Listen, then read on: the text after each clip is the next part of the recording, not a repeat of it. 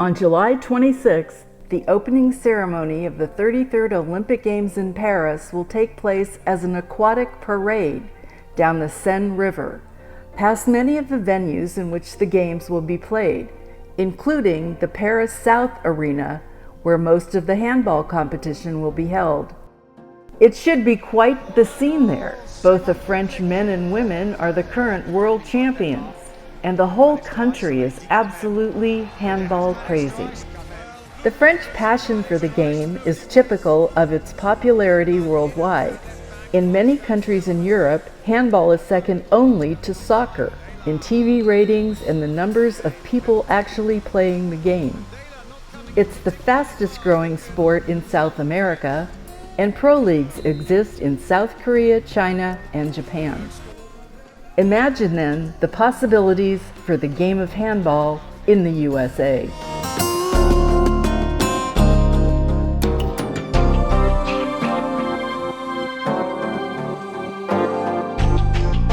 Steve Goss picked up the game as an undergraduate at Cal State University at Hayward, near San Francisco, in the late 70s.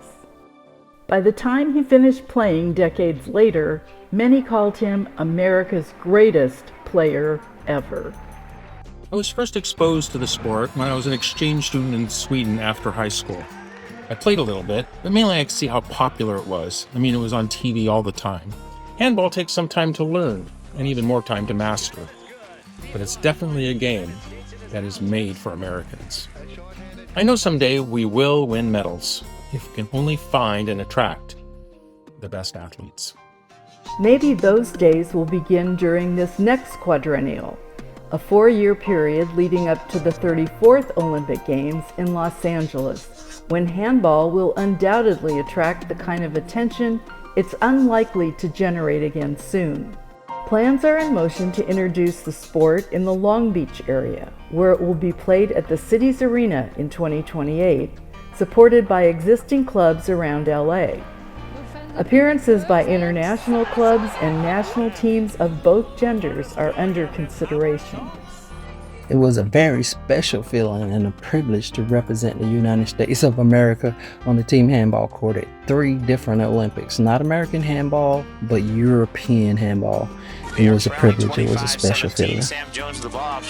Our women's national team has their work cut out for them in order to compete at the top level in the Olympics in Los Angeles in 2028, which is 4 years from now. We got a wild card bid to compete in the World Championship in 2025. To compete at that level, we got our work cut out. We got a ways to go.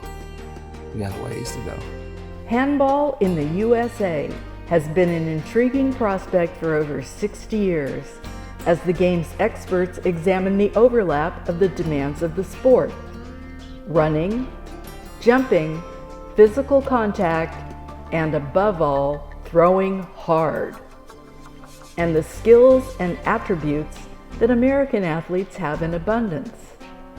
That overlap is striking. Handball is a game we were born to dominate, but our international presence, established in 1972 with our first Olympic team that held in check ever since, must grow significantly in the next 4 years. J.D. Orr is a longtime handball goalie, coach, teacher, promoter, announcer, and handball evangelist. He will no doubt be part of the team that brings the game to Los Angeles. We've got several great opportunities for our men's and women's national teams in the upcoming years. The fact that we won't have to qualify for the games in LA in 2028 because we're the host country is a huge benefit. The same can be said for the 2025 and 2027 World Championship teams, which our men and women both received wildcard bids. It's great for our team's development, but it's going to cost a ton of money, and boy, we have a long way to go on that front.